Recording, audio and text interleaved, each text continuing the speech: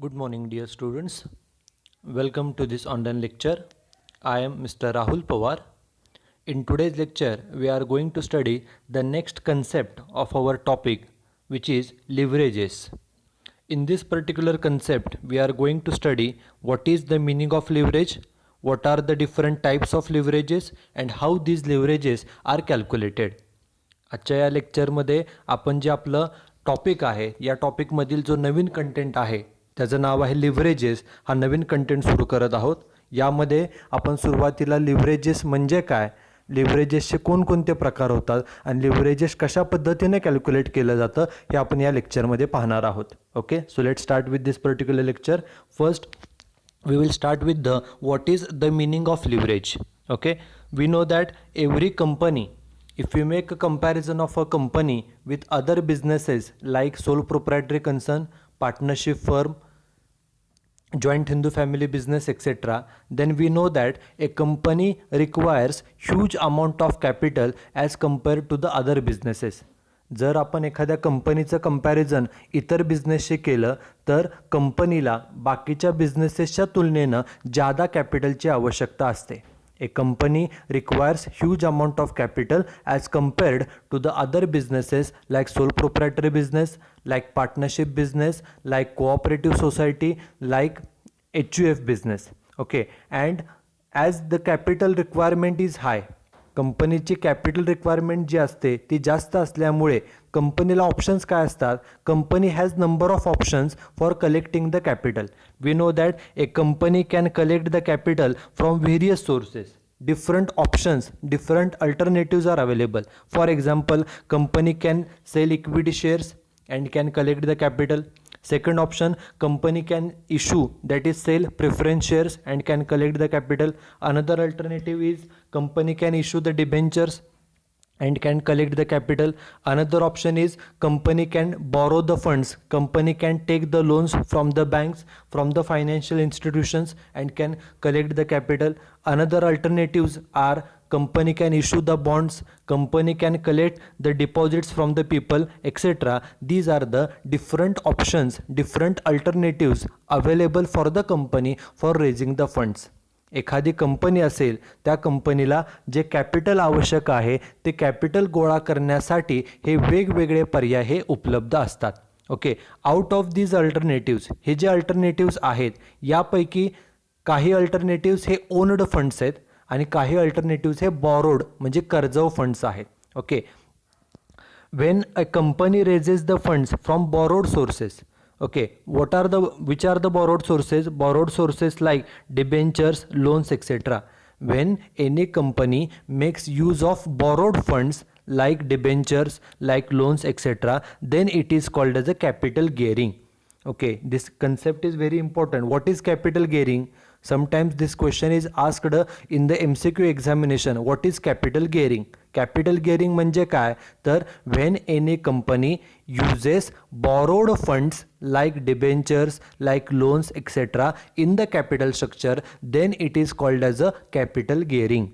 ज्या वेळेला एखादी कंपनी कॅपिटल स्ट्रक्चरमध्ये बॉरोड फंड्सचा वापर करते म्हणजे डिबेंचर्स इश्यू करून कॅपिटल गोळा करते किंवा कर्जाद्वारे लोन घेऊन कॅपिटल गोळा करते, त्यावेळेला त्या कंपनीला त्या सिच्युएशनला कॅपिटल गिअरिंग असं म्हटलं जातं. And it is also called as a trading on equity. So we should know what is the meaning of trading on equity and what is the meaning of capital gearing. Okay, capital gearing and trading on equity both are related with each other. What is capital gearing? Capital gearing म्हणजे काय? Capital gearing is nothing but whenever any company makes use of borrowed funds in the capital structure, then it is called as a capital gearing. ज्या वेळेला एखादी company capital स्ट्रक्चरमध्ये किंवा capital गोळा करत असताना त्यामध्ये बॉरोड फंड्सचा वापर करते, जसं की डिबेंचर्स आहेत, जसं की लोन्स आहे, त्याला कॅपिटल गेअरिंग असं म्हटलं जातं.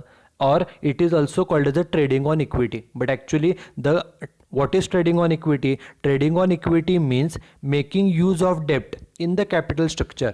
We know that every company has different options, different alternatives for collecting the capital, for raising the capital. कंपनीला कॅपिटल कलेक्ट करण्यासाठी ऑप्शन्स भरपूर आहे. Company can issue equity shares, a company can issue preference shares, a company can issue bonds, company can collect the capital by taking deposits from the people, company can borrow the funds, company can take the loans from banks, from the financial institutions. Different alternatives are available for the company. कंपनीला capital गोळा करण्यासाठी वेगवेगळे alternatives available असतात. But Wien any company uses debt in the capital structure, okay, when any company uses debt in the capital structure to give more returns to the equity shareholders, then it is called as a trading on equity. Trading on equity म्हणजे काय? ज्या वेळेला एखादी company capital स्ट्रक्चरमध्ये डेप्टचा वापर करते, कशासाठी? To give more returns to the equity share holders. Equity शेअर होल्डर्सला, equity share holders are the real owners of the company.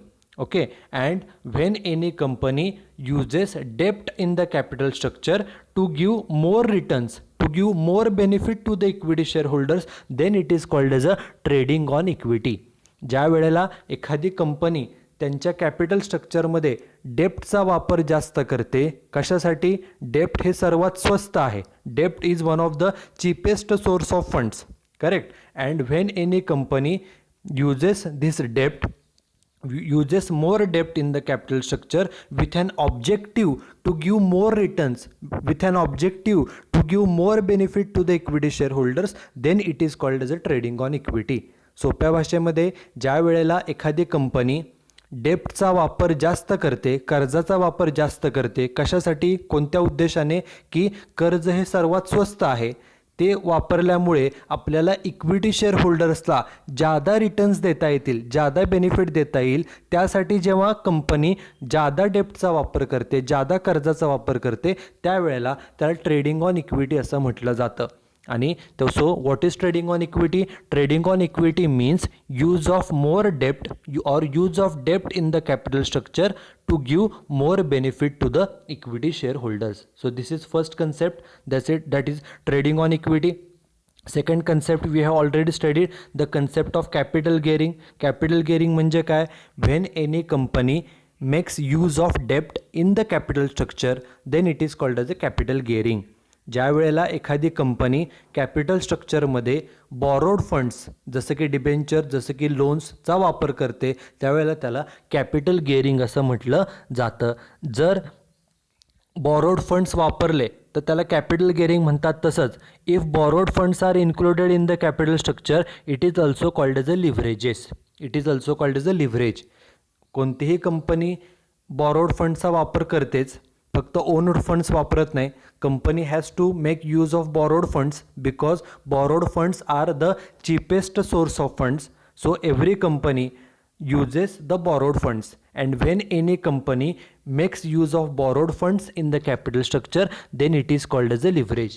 ज्या वेळेला एखादी कंपनी बॉरोड फंड्सचा वापर करते कॅपिटल स्ट्रक्चरमध्ये, त्यावेळेला त्यालाच लिव्हरेज असं म्हटलं जातं.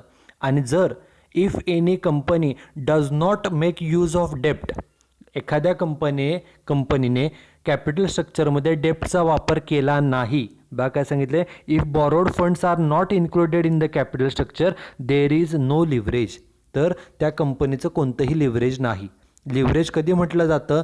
ज्या वेळेला एखादी कंपनी कॅपिटल स्ट्रक्चरमध्ये डेप्टचा वापर करते, त्यावेळेला त्याला लिव्हरेज्ड कंपनी असं म्हटलं जातं. This is the meaning of leverage. Now the next part is what are the types of leverages. लिव्हरेजेसचे प्रकार कोणकोणते? Actually there are 3 types of leverages. First is operating leverage.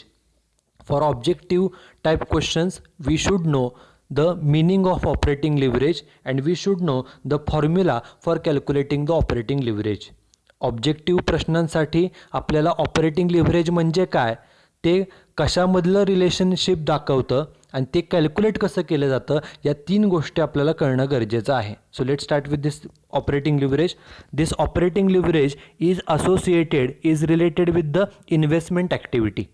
हे जे ऑपरेटिंग लिव्हरेज आहे हे आपल्या कंपनीचे ज्या इन्व्हेस्टमेंट ॲक्टिव्हिटीज आहेत, आपण ज्या इन्व्हेस्टमेंट्स करतो त्याशी संदर्भात आहे. It is determined by the relationship between sales, revenue and EBIT. हे कशामधलं रिलेशनशिप दाखवतं तर सेल्स आणि EBIT. पुढे महत्त्वाचं काय सांगितलं बघा, ते बोल्डमध्ये केलेलं आहे. This leverage indicates the effect of change in the sales on the EBIT of the business. This particular sentence is most important. This leverage indicates the effect of change in the sales. आपल्या कंपनीचे जे cells आहेत त्या सेल्समध्ये change झाला, cells increase झाले किंवा cells decrease झाले तर त्याचा effect EBIT means earnings before interest and tax, म्हणजेच आपला प्रॉफिट. ओके, कंपनीचे सेल्स बदलले, कंपनीच्या सेल्समध्ये बदल जर झाला तर सेल्समुळे आपला प्रॉफिटवरती किती परिणाम होऊ शकतो हे ऑपरेटिंग लिव्हरेज इंडिकेट करतं. This operating leverage indicates the effect on the profit due to change in the cells.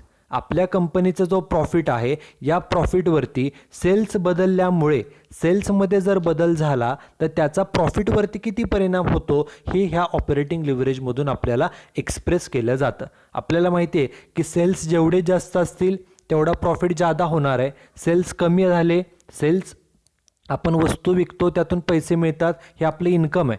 त्यामुळं जेवढे सेल्स जास्त असतील, जेवढे सेल्स जास्त तेवढा आपला प्रॉफिट जास्त होणार आहे, जेवढे सेल्स कमी तेवढा प्रॉफिटसुद्धा कमी होणार आहे. परंतु सेल्स बदलल्यामुळे, सेल्समध्ये बदल झाल्यामुळे प्रॉफिटवरती किती परिणाम होईल, ओके, हे ऑपरेटिंग लिव्हरेजमधून हे एक्सप्रेस केलं जातं. So this sentence is most important. This operating leverage indicates the effect of change in sales. सेल्समध्ये जर काही चेंज झाला, सेल्समध्ये काय बदल जर झाला तर त्याचा EBIT, earnings before interest and tax, म्हणजेच प्रॉफिट, आपल्या कंपनीच्या प्रॉफिटवर काय परिणाम होतो हे या ऑपरेटिंग लिव्हरेजमधून सांगितलं जातं. And this operating leverage is calculated by formula contribution divided by EBIT. We know that what is contribution. Contribution म्हणजे काय, सेल्समधून आपण व्हेरिएबल कॉस्ट वजा केली की आपल्याला कॉन्ट्रीब्युशन मिळतं. ते तुम्ही मॅनेजमेंट अकाउंटिंग सब्जेक्टमध्ये मार्जिनल कॉस्टिंग ह्या टॉपिकमध्ये शिकलेला आहात. कॉन्ट्रीब्युशन म्हणजे काय, सेल्स मायनस व्हेरिएबल कॉस्ट. सेल्समधून व्हेरिएबल कॉस्ट वजा केली की आपल्याला कॉन्ट्रीब्युशन मिळतं. त्या कॉन्ट्रीब्युशनमधून फिक्स कॉस्ट वजा केली की आपल्याला EBIT मिळतो. त्यामुळं हे जे ऑपरेटिंग लिव्हरेज आहे, operating leverage which is called as OL is calculated by formula contribution divided by EBIT. This is formula. We should know or we should remember this formula, okay, for objective type question. This is first type of leverage. Then second type of leverage is financial leverage. In the name itself it is mentioned that it is related to the finance. Okay, it is related to financing activity. Okay, it is associated with the financing activity of the business. When any company, when the fixed charges funds are used along with owned funds, ज्या वेळेला एखादी company fixed charges फंड्सचा वापर करते. Fixed charges फंड्समध्ये काय येतं, for example preference shares. We know that the rate of dividend on preference shares is fixed. Preference शेअर्सचा डिव्हिडंडचा रेट हा फिक्स असतो, त्यामुळे त्याला फिक्स्ड चार्जेस फंड्स असं म्हटलं जातं. Second example debentures. We pay interest to the debenture holders and the rate of interest is also fixed. Debenture होल्डर्सला आपण इंटरेस्ट पेड करतो आणि तो इंटरेस्ट रेट हा फिक्स असतो, म्हणून डिबेंचरला देखील फिक्स्ड चार्जेस फंड्स असं म्हटलं जातं. Third example, when we take loan from the bank, at that time we have to pay interest to the bank at a fixed rate. बँकेकडून कर्ज काढल्यानंतर बँकेला आपण जे व्याज असतं ते व्याज देणं असतो आणि तो व्याजाचा दरसुद्धा फिक्स असतो, त्यामुळे त्याला बँक लोनलासुद्धा फिक्स्ड चार्जेस फंड्स असं म्हटलं जातं. आणि ज्या वेळेला whenever any company uses the fixed charges funds along with the owned funds. Owned फंड्समध्ये काय येतं तर इक्विटी शेअर्स असतील, प्रेफरन्स शेअर्स असतील किंवा रिझर्व्स असतील, हे शेअर होल्डरचे फंड्स आहेत, त्याला आपण ओन्ड फंड्स असं म्हणतो. ज्या वेळेला whenever any company uses the fixed charges funds along with owned funds, owned फंड्सच्या बरोबरीनं ज्या वेळेला फिक्स्ड चार्जेस फंड्स ज्यामध्ये डिबेंचर्स येतात, लोन्स येतं, प्रेफरन्स शेअर्स येतात, याचा देखील वापर केला जातो, then it is termed as a financial leverage. म्हणजेच काय, ज्या वेळेला एखादी कंपनीनं इक्विटी आणि रिझर्वच्या बरोबर फिक्स्ड चार्जेस फंड्स, ज्यामध्ये प्रेफरन्स शेअर्स हे फिक्स्ड चार्जेस फंड्समध्ये येतात, डिबेंचर्स फिक्स्ड चार्जेस फंड्स आहेत, लोन्स हे सुद्धा फिक्स्ड चार्जेस फंड्स आहेत. ज्या वेळेला या फिक्स्ड चार्जेस फंड्सचा वापर केला जातो म्हणजे त्याद्वारे कॅपिटल गोळा केलं जातं त्यावेळेला त्याला फायनान्शियल लिव्हरेज असं म्हटलं जातं. प्रेफरन्स शेअर्सनं कॅपिटल गोळा केलं, डिबेंचर्स इश्यू करून कॅपिटल गोळा केलं, लोनद्वारे कॅपिटल गोळा केलं तर त्याला फायनान्शियल लिव्हरेज असं म्हटलं जातं. कारण की ते जे सोर्सेस आहेत हे fixed income fixed charges funds आहेत, त्याला फायनान्शियल लिव्हरेज त्याचा वापर जर कॅपिटल स्ट्रक्चरमध्ये केला त्याद्वारे जर कॅपिटल कलेक्ट केला असेल तर त्याला फायनान्शियल लिव्हरेज असं म्हटलं जातं. So financial leverage is related to the financing activity of the business. And हे जे लिव्हरेज आहे हे लिव्हरेज कॅल्क्युलेट केल्यानंतर त्याचा वापर काय होतो किंवा हे कशातील रिलेशनशिप दाखवतो बघा. This leverage indicates the effect of use of fixed charges funds like preference shares, like debentures, like loans on the profit of the business. म्हणजे हे जे फिक्स्ड चार्जेस फंड्स आहेत याचा वापर केल्यामुळे त्याचा प्रॉफिटवरती काय परिणाम झाला. Effect of use of fixed charges fund. आपल्या कॅपिटल स्ट्रक्चरमध्ये हे fixed charges funds preference share, debenture, loans याचा वापर केल्यामुळे याचा इफेक्ट प्रॉफिटवरती काय झालेला आहे हे ह्या लिव्हरेजमधून फायनान्शियल लिव्हरेजमधून एक्सप्रेस केलं जातं. This sentence is most important. पुन्हा एकदा सेंटेन्स बघा काय सांगितलं आहे. This leverage indicates the effect of कशाचा effect. Effect of use of fixed charges fund. जे फिक्स्ड चार्जेस फंड्स आहेत त्याचा वापर केल्यामुळे त्याचा effect on the profit of the business. कंपनीच्या प्रॉफिटवरती काय होतो हे ह्या लिव्हरेजमधून फायनान्शियल लिव्हरेजमधून एक्सप्रेस केलं जातं. And this financial leverage is calculated by formula EBIT divided by EBT. EBIT stands for earnings before interest and tax and EBT stands for earning before tax. Okay, so this is the formula for calculating the financial leverage. We should remember the formula of financial leverage. We should remember the formula of operating leverage. Plus, we should know what is this leverage. Okay, what this leverage indicates. Financial leverage indicates the effect of use of fixed charges funds on the profit of the business. Fixed charges funds वापरल्याचा परिणाम प्रॉफिटवरती काय होतो हे financial लिव्हरेजमधून कळतं. तसंच operating लिव्हरेजमध्ये आपण मगाशी पाहिलं की सेल्समध्ये जर चेंज झाला तर त्याचा प्रॉफिटवरती काय परिणाम होतो हे ऑपरेटिंग लिव्हरेजमधून एक्सप्रेस केलं जातं. These are two leverages, operating leverage and financial leverage. Now the last third type of leverage is combined leverage. Okay, what is this particular leverage. Combined leverage म्हणजे काय.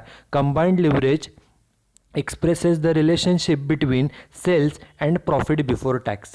म्हणजे सेल्समध्ये जर चेंज झाला तर त्याचा प्रॉफिट बिफोर टॅक्स वरती काय परिणाम होईल. Obviously when sales increases profit also increases. When sales decreases जर सेल्स आपले वाढले तर त्याच्यामुळे प्रॉफिट वाढणार आहे. सेल्स कमी झाले प्रॉफिट कमी होणार आहे. परंतु किती प्रॉफिटमध्ये बदल होईल. सेल्समध्ये जर बदल झाला तर त्यामुळे कंपनीचा जो प्रॉफिट बिफोर टॅक्स आहे याच्यावरती किती बदल होईल हे ह्या कंबाइंड लिव्हरेजमधून एक्सप्रेस केलं जातं. And this leverage is calculated by formula combined leverage is equal to contribution divided by EBT.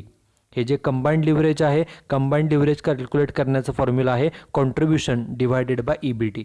Or there is one another formula. Combined leverage is calculated by formula operating leverage into financial leverage. आपण जे operating लिव्हरेजचा answer find out केलेला आहे किंवा जे financial लिव्हरेजचा answer find out केलेला आहे ह्या दोन्हीचं मल्टिप्लिकेशन केलं की आपल्याला कंबाइंड लिव्हरेज मिळतं. कंबाइंड लिव्हरेजचा formula simple operating leverage into financial leverage केलं तरी आपल्याला हे कंबाइंड लिव्हरेजचं उत्तर मिळतं. फक्त त्याचा अर्थ काय तर combined leverage indicates the relationship between sales and profit before tax. Sales कंपनीचे सेल्स आणि प्रॉफिट बिफोर टॅक्स ह्या दोन्हीमध्ये काय रिलेशनशिप आहे. सेल्समध्ये बदल झाला तर त्याचा परिणाम प्रॉफिटवरती होणार आहे परंतु किती परिणाम होणार आहे हे ह्या कंबाइंड लिव्हरेजमधून एक्सप्रेस केलं जातं. These are the 3 types of leverages. Now we will see one example on calculation of these leverages. This is example. A Limited produces and sells 20,000 units at the rate rupees 300 per unit. कंपनीचं नाव आहे A Limited. या कंपनीने किती वस्तू produce केल्या आणि विकल्या 20,000 units. 20,000 वस्तू एक वस्तू 300 प्रमाणात तयार करून ती विकली. सेल केली, मग याच्यावरून आपण सेल्स फाइंड आउट करू शकतो. एक वस्तू कितीला विकली आहे? 300 रुपयाला. अशा वस्तू किती विकल्यात? 20,000. म्हणजे 20,000 गुणिले 300 केलं की आपल्याला एकूण सेल्स मिळणार आहेत. हे एक. पुढे सांगितले the variable cost per unit. एका वस्तूची कॉस्ट, व्हेरिएबल कॉस्ट आणि फिक्स कॉस्ट या दोनच कॉस्ट असतात. मार्जिनल कॉस्टिंगमध्ये दोनच कॉस्ट असतात, एक म्हणजे व्हेरिएबल कॉस्ट आणि दुसरी म्हणजे फिक्स कॉस्ट. व्हेरिएबल कॉस्ट किती आहे? Per unit is ₹120. एका वस्तूचा खर्च 120 रुपये. आपल्या वस्तू किती आहेत? एकूण वस्तू आहेत 20,000. मग 20,000 वस्तू गुणिले 120 केलं की आपल्याला एकूण व्हेरिएबल कॉस्ट मिळेल. त्यानंतर total fix cost is ₹12 lakh. Fix cost किती दिली आहे? रेडीमेड ती 12 लाख दिलेली आहे. Next is interest on debenture 60,000. डिबेंचरचं व्याज आहे 60,000. Tax rate is 20%. Tax rate पण दिला आहे 20%. And we are required to calculate operating leverage, financial leverage and combined leverage. आपल्याला तिन्ही लिव्हरेजेस कॅल्क्युलेट करायचे. तिन्हीचे आपण फॉर्म्युला पाहिलेले आहेत. ऑपरेटिंग लिव्हरेज कॅल्क्युलेट करण्यासाठी contribution divided by EBIT, financial लिव्हरेजसाठी EBIT डिवायडेड बाय EBT, आणि ह्या दोन्हीचं मल्टिप्लिकेशन केलं की आपल्याला कंबाईंड लिव्हरेज मिळतं. आता आपल्याला जी काही इन्फॉर्मेशन दिलेली आहे त्याच्यावरून आपल्याला कॉन्ट्रीब्युशन, EBIT, EBT हे सर्व कॅल्क्युलेट करावं लागणार आहे.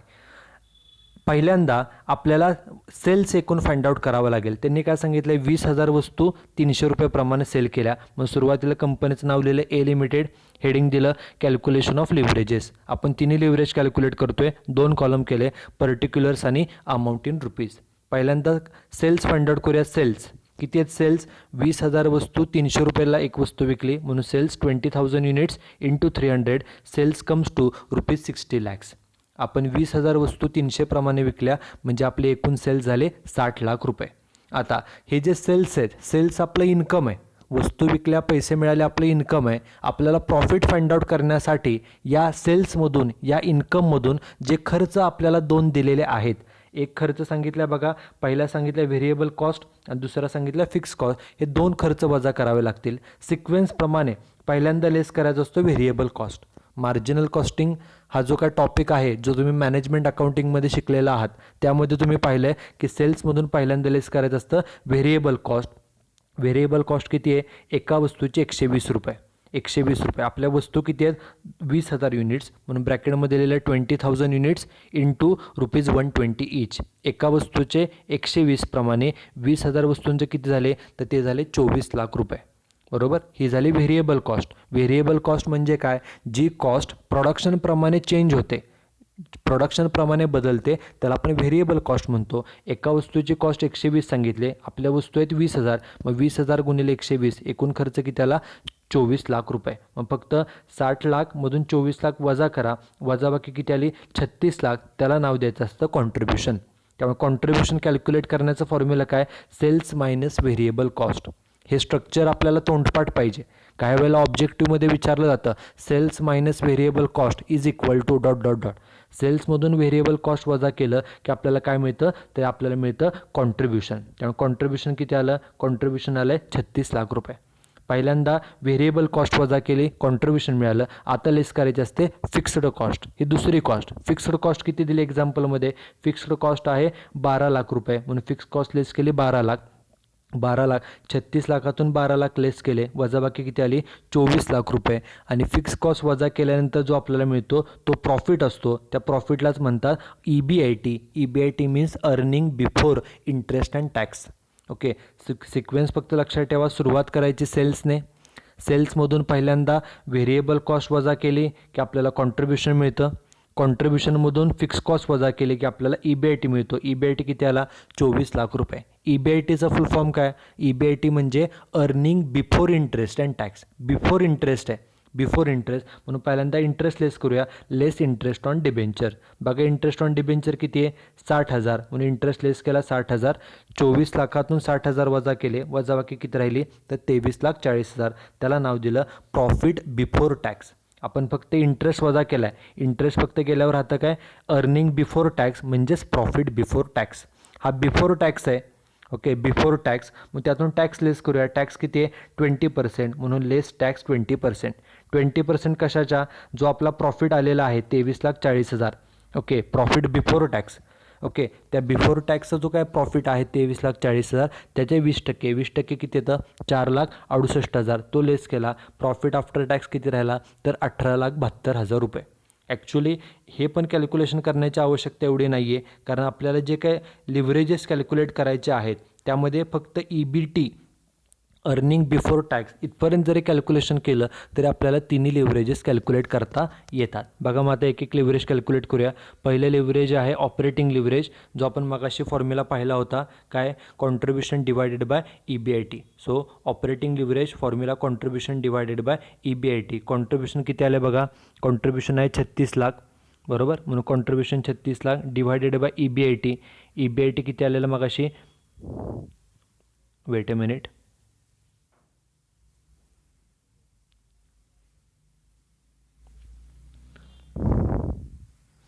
EBITची अमाऊंट किती आहे बघा एक्झाम्पलमध्ये, EBIT is ₹24 lakhs. So EBIT 24, 36 divided by 24, operating leverage comes to 1.5. 36 लाखाला 24 लाखाने डिवाइड केलं उत्तर किती येतं 1.5. This is operating leverage. This is first calculation. Second calculation is financial leverage. Financial लिव्हरेजचा फॉर्म्युला काय बघा, financial leverage is calculated by formula EBIT divided by EBT. Formula EBIT divided by EBT. EBIT किती एक्झाम्पलमध्ये, EBITची amount आहे 24 lakhs divided by EBT earning before tax.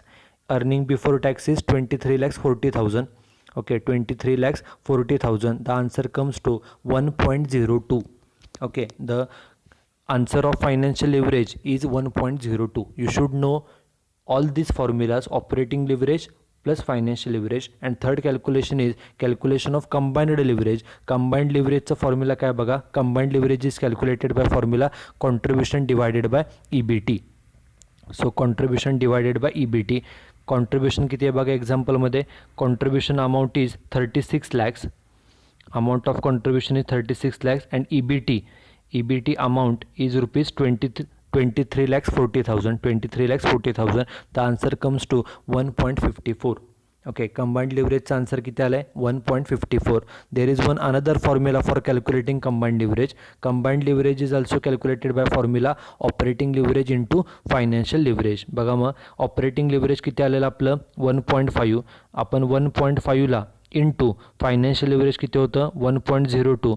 If you make the calculation 1.5 into 1.02, the answer will come to 1.54. okay, both the formulas we can select, we can use any formula and we can calculate this particular combined leverage. okay, so this is example on the calculation of three leverages. okay, in this particular lecture first we studied what is the meaning of leverage. After that we studied the different types of leverages. We studied first operating leverage, second we studied the financial leverage, and third we studied the combined leverage, and we have seen the example on the calculation of these leverages. You should write down this example in your notebook. okay, so that's it with today's lecture. Thank you very much.